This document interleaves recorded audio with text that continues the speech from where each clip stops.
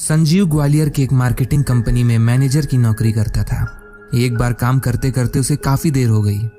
काम खत्म करके घर जाने के वास्ते वो ऑटो का इंतजार करने लगा। रात काफी हो चुकी थी।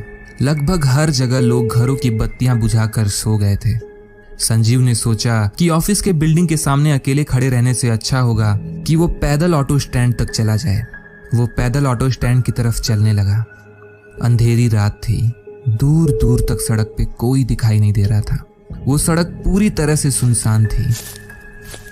अभी संजीव कुछ दूर ही चला होगा कि उसे महसूस हुआ कि उसके कदमों के साथ साथ किसी दूसरे के कदमों की आवाज आ रही थी। उसने इधर उधर नजर दौड़ाई तो वहां पर कोई भी नहीं था। उसे लगा कि शायद उसे वहम हुआ है और वो आगे बढ़ गया, पर फिर से उसे वही दूसरा कदम सुनाई दिया।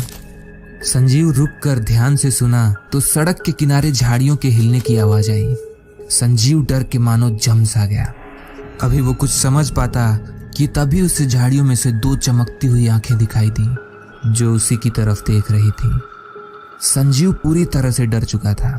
उसे कुछ समझ नहीं आ रहा था कि वो क्या करे। वो चमकती आंखें धीरे धीरे संजीव की तरफ बढ़ ही रही थीं कि अचानक एक ऑटो संजीव के सामने आकर रुका। अरे भैया, कहाँ जाओगे? भैया, मोती झील चलोगे क्या? अरे बैठ जाओ भैया, हम भी वहीं जा रहे हैं। संजीव ऑटो में बैठकर अपने घर की तरफ निकल पड़ा। रास्ते में ऑटो वाले ने बात बात में कहा, अरे भैया, इतनी रात में आप अकेले यहाँ क्या कर रहे हैं? ये एरिया ठीक नहीं है। सुनने में आया है कि यहाँ एक भूत रहता है जिसका एक हाथ कटा हुआ है और आने जाने वाले लोगों को वो छोड़ता नहीं है। संजीव ऑटो वाले की बात सुन रहा था और हंसते हुए कहा, अरे भैया, आप भी क्या मजाक कर रहे हो? ये भूत वूत कुछ नहीं होता, सब मनगढ़ंत कहानियां हैं और क्या। भाई साहब, आप ठहरे पढ़े लिखे लोग, नहीं समझोगे। शुक्र मनाओ कि मैं आ गया, वरना एक बार तुम्हारा उससे पाला पड़ा ना तो फिर बात करने लायक नहीं रहोगे। भैया, तुम रास्ते पे ध्यान दो, ऑटो चलाओ, मुंह नहीं। तब से बकवास किए जा रहे हो।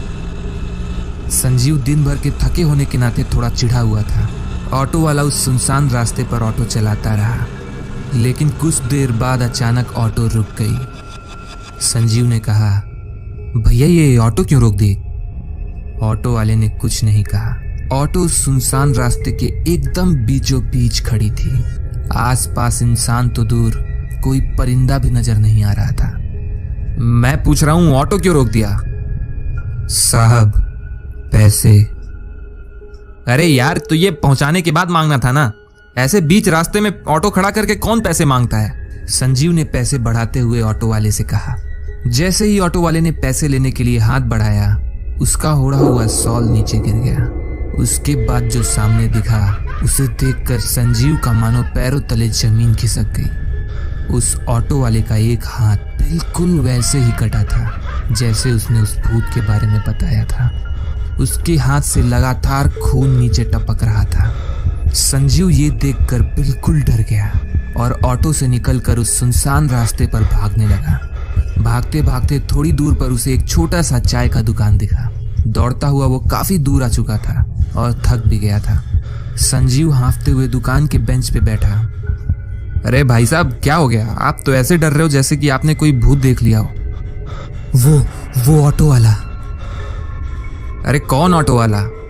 वो ऑटो वाले ने कहा कि यहाँ एक भूत है जिसका हाथ कटा है। मैंने देखा तो उसका हाथ कटा था। क्या भाई साहब, आप भी मस्खरों के इलाके में किसी के मस्खरी के शिकार हो गए? ये भूत वूत जैसा कुछ नहीं होता है, सब मन की फितूर है। संजीव उस चाय वाले की बात सुनकर रिलैक्स हुआ और बेंच पे बैठकर थोड़ा सुस्ताने लगा। तभी उस चाय वाले ने कहा, वैसे भाई साहब, उस ऑटो वाले ने जो हाथ आपको दिखाया था, जी, क्या वो यही हाथ है? ये देखकर संजीव के होश उड़ गए। संजीव वहां से उठ के भागने लगा। जब पीछे मुड़ के देखा तो चाय वाले के साथ साथ वहां ऑटो वाला भी खड़ा था और दोनों जोर जोर से हंस रहे थे। भागता हुआ संजीव एक बस स्टॉप पे पहुंचा। वहां एक आदमी ऑलरेडी बस का वेट कर रहा था। वहां पहुंचकर संजीव बैठा और हाँफने लगा। संजीव को परेशान देख वो आदमी संजीव के पास आया।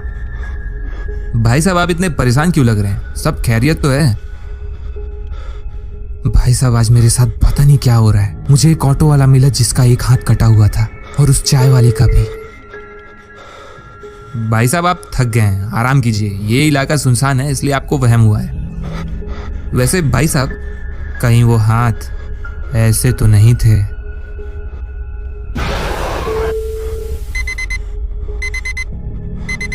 अलार्म की आवाज सुन संजीव की नींद खुली। उठकर उसने देखा तो वो अपने कमरे में आराम से सो रहा था। अपनी माँ को आता देख उसने अपनी माँ से कहा, मैंने बहुत बुरा सपना देखा। अरे बेटा, बुरा सपना कभी सच नहीं होता।